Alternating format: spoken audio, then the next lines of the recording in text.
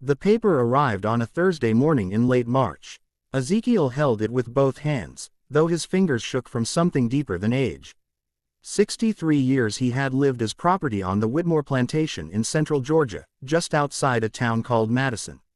63 years Rosa had scrubbed floors and nursed white children, while her own was sold away like livestock. The letter arrived a decade after the war ended, delivered by a man named Cooper, who didn't look them in the eye, as if shame had finally found its way into white hearts, though far too late to matter. Rosa stood in the doorway of the cabin they'd shared for 4 decades, cabin number 7, in a row of 12 that housed the black workers who'd once been enslaved and now worked for wages so low they might as well still be in chains. Her back curved from years of bending, her hands gnarled from work that never stopped. She watched Ezekiel read the document 3 times, his lips moving slightly. Freedom. After all this time, after the war had ended, after Lincoln had been murdered, after promises had been made and broken, after Reconstruction had failed, and the old masters had returned to power wearing different masks but carrying the same whips. What do we do now? Rosa asked, her voice barely reaching across the small room that smelled of wood smoke and the lye soap she made in an iron pot outside. Ezekiel looked up at her. And in that moment, they both understood. There was no promised land waiting, no 40 acres and a mule, no reparations for 6 decades of stolen labor, no apology for the children torn from their arms. There was only this: 2 old people standing in a cabin that wasn't theirs on land soaked with blood and sorrow, with nothing but each other and a piece of paper that arrived too late to change anything that mattered. They had 7 children altogether. 3 remained on the plantation or nearby. Thomas, their 3rd born, now 38 years old, worked as a carpenter in Madison, having learned the trade from a German immigrant who treated him better than most. Ruth, born in 1844, worked as a seamstress for a white family in town, her fingers quick and precise, her manner quiet enough to avoid trouble. Caleb, the youngest at 20, still worked in the fields of the Whitmore plantation, his body strong, but his spirit restless, always looking toward the horizon, always wondering what lay beyond the only place he'd ever known. 4 had been sold away over the years. Jeremiah, their eldest, born in 1826, sold south to Louisiana when he was 12 after the old master died and the estate was divided. Sarah, born in 1832, taken at 9 to a family in Alabama named Hutchinson, who'd paid $800 for a child who could already sew and cook. The twins, Marcus and Mary, born in 1835, separated at 14 when the plantation needed money, and the new master decided that slaves were the only assets he could liquidate quickly. Marcus went to a cotton plantation in Mississippi. Mary disappeared into the chaos of the internal slave trade, sold to a dealer who moved human cargo like other men moved cattle, with no records kept, and no concern for the families destroyed. Each sale had carved something out of Ezekiel and Rosa. Left holes that never healed. They'd learned to live with the emptiness the way people learn to live with missing limbs. Always aware of what wasn't there. Always reaching for children who'd been ripped away. That night, the family gathered in the cabin. Thomas came from town, arriving after dark to avoid being seen by the night riders who sometimes patrolled the roads, looking for black people who seemed too confident, too free, too unwilling to remember their place. Ruth arrived with him, carrying a basket of bread she'd baked and some salt pork she'd saved from her wages. Caleb came last, smelling of earth and exhaustion, his hands still dirty from the day's work. They sat on the floor because there were only 2 chairs, both built by Thomas from scrap wood. The oil lamp flickered, throwing shadows on the wooden walls where Rosa had pasted pages from old newspapers to keep the wind from coming through the cracks. Ezekiel could read a little, taught secretly by a white woman who'd worked as a teacher before the war, and who'd believed that all people deserved education, even black people, even slaves. Rosa couldn't read at all, but she'd memorized Bible verses from hearing them spoken, could recite whole chapters with her eyes closed. "Your mama and I are leaving," Ezekiel said. His voice carried a weight that made the room feel smaller. "We're going somewhere far from here. Somewhere in the mountains, maybe. Or deep in the forest. Somewhere no white face can tell us what to do, where to go, how to live. Somewhere we can spend whatever time we got left being free for real, not just on paper." Thomas nodded slowly. He was a practical man, had learned to be after watching his parents suffer, after seeing his siblings sold, after navigating the dangerous world of being black in Georgia, where the war might have ended, but the hatred hadn't. Where will you go exactly? Don't matter where, Rosa answered. We'll walk north and east, up toward the hills. We'll follow the old trails the Cherokee used before they got pushed out. We'll find some place nobody wants, some place too far from everything for white folks to care about, and we'll make it ours. Ruth leaned forward, her hand reaching for her mother's knee. She'd inherited Rosa's small build and her father's determination. And what about the others? Jeremiah and Sarah and the twins, they don't even know we're free. They don't even know if we're alive. The silence that followed pressed down on all of them like a physical weight. Ezekiel closed his eyes. When he opened them again, they glistened in the lamplight. He was 71 years old, his beard more white than gray. His body bent from decades of labor that had started when he was 8 years old, and had never really stopped.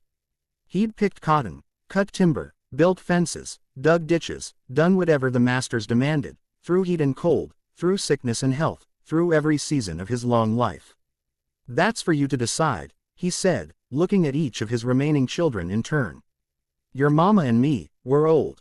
We got maybe 10 years left if the Lord's generous, maybe less. We can't spend them searching. Our bodies can't take that kind of travel, that kind of hardship. But you three, you still got time. You still got strength. You can do what we can't. Caleb spoke up, his voice young and uncertain.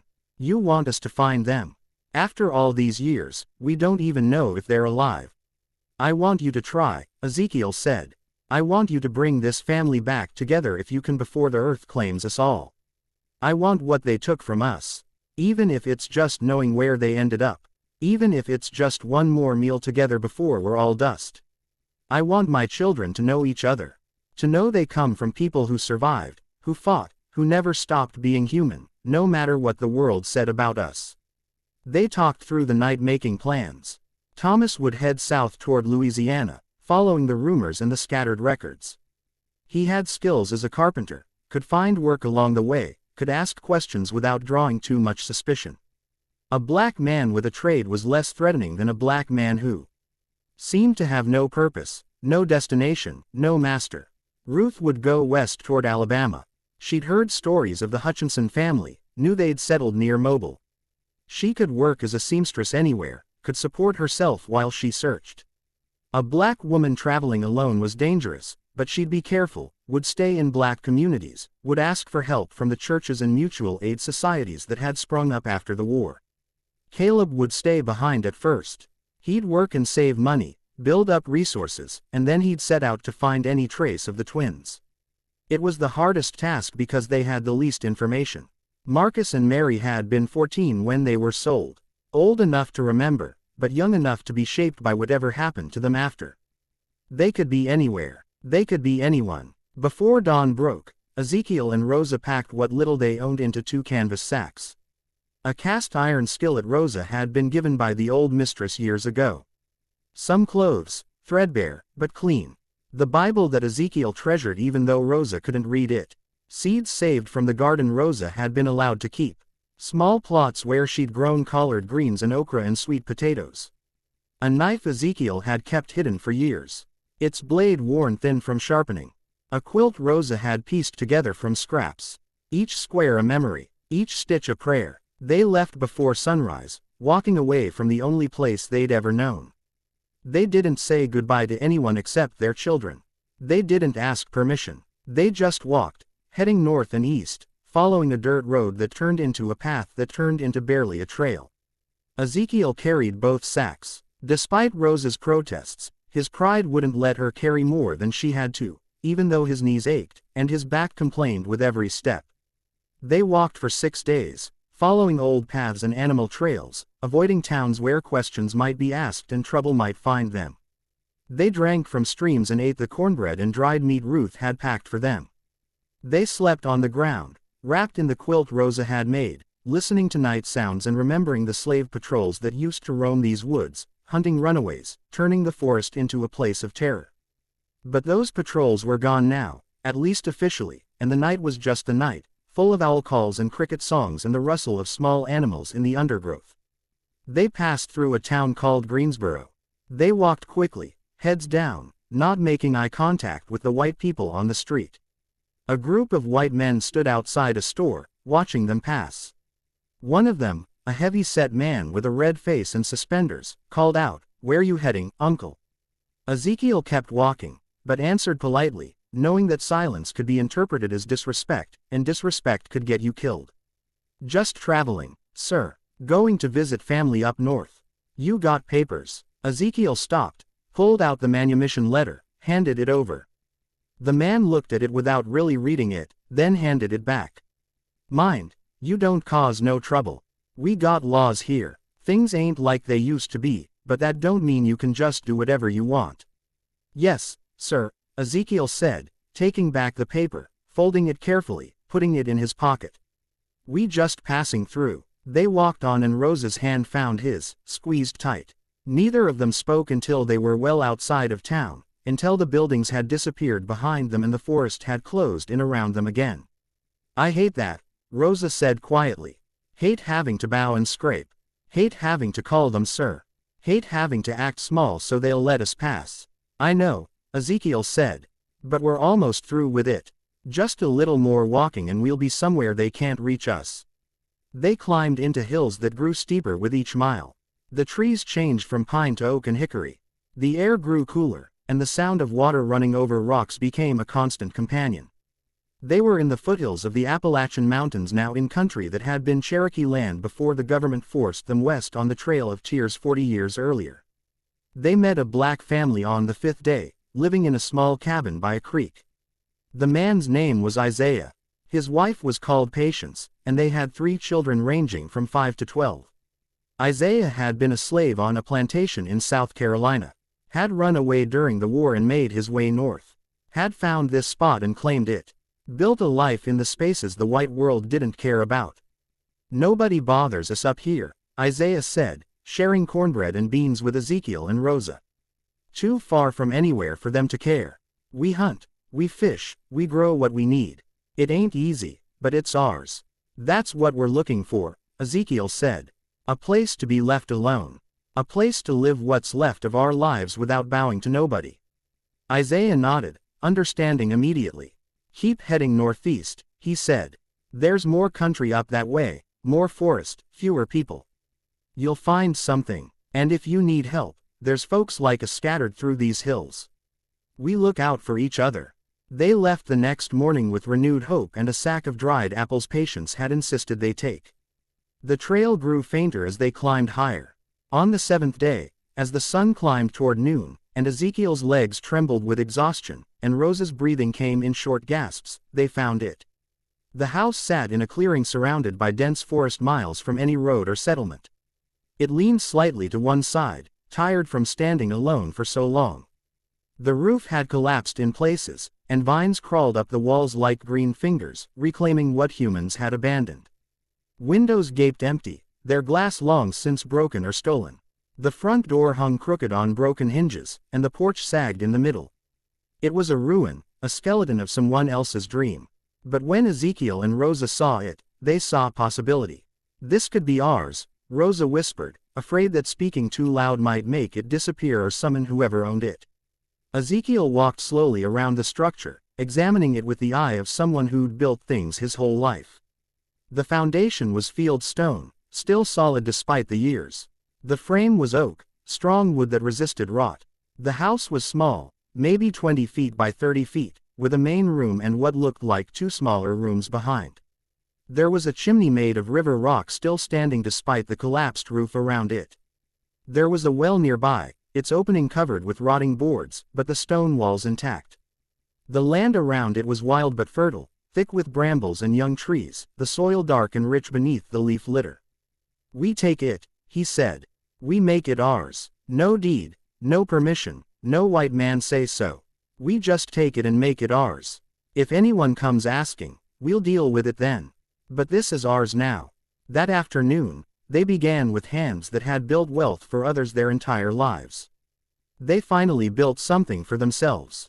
Ezekiel cleared debris from inside the house, pulling out fallen timbers and piles of leaves and the remains of an old bird's nest built in what had been the main room.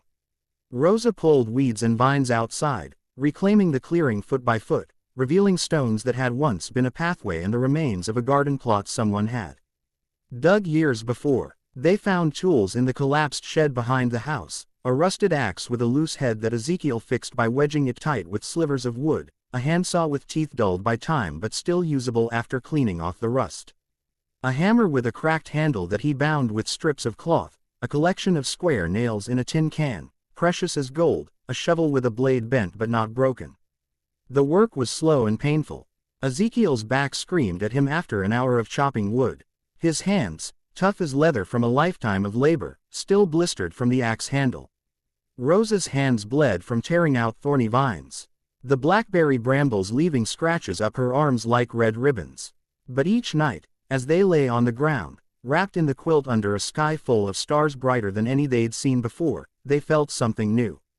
Satisfaction, pride, the deep knowledge that this work, this pain, this effort was theirs, was for themselves, was building something that belonged to them and no one else. Days became weeks. They patched the roof with branches and mud, creating a temporary cover that would keep out rain until they could do better. They scavenged boards from the fallen sections of the roof, straightened bent nails, reused everything they could. They cleared the windows and hung pieces of the quilt over the openings to keep out wind and rain, accepting that they'd be cold, but at least they'd be dry. They dug out the well, pulling up years of fallen leaves and 2 dead possums and what looked like someone's boot. When they finally reached water, it ran clear and cold, tasting of stone and earth and possibility. Rosa cried when she drank from it, overcome with the simple miracle of having water that belonged to them, that they could drink whenever they wanted without asking permission or waiting their turn. They planted the seeds Rosa had carried from Georgia, collard greens and okra, and sweet potatoes and beans. It was late in the season for planting, almost too late. But the soil was good and the rain came regularly, and Rosa had green thumbs, had always been able to make things grow. She talked to the plants as she worked, encouraging them, promising them that this was a good place, that they would thrive here. Ezekiel hunted with snares he made from wire he found in the shed. He caught rabbits and squirrels, skinned them with the knife he'd carried from Georgia, cooked them over a fire he'd built in the cleared fireplace. The meat was tough and gamey, but it was theirs, killed by his hands, prepared by Rosa, eaten in their own house on their own land. One evening, as the sun set behind the trees, they sat on the porch Ezekiel had repaired enough to hold their weight. They looked out at the clearing, at the small rows of green plants pushing through the dark soil, at the chimney smoke curling up into the twilight. The air was cool and smelled of pine and damp earth. Ezekiel reached over and took Rosa's hand. Her fingers were rough and calloused, the knuckles swollen. They were the most beautiful hands he had ever known. "We did it," he said, his voice thick. "No," Rosa said, squeezing his hand. "We're doing it." And for the first time in all their years, they were not waiting for what came next. They were building it, day by day, nail by nail, seed by seed, in a house in the hills that was finally, truly, theirs.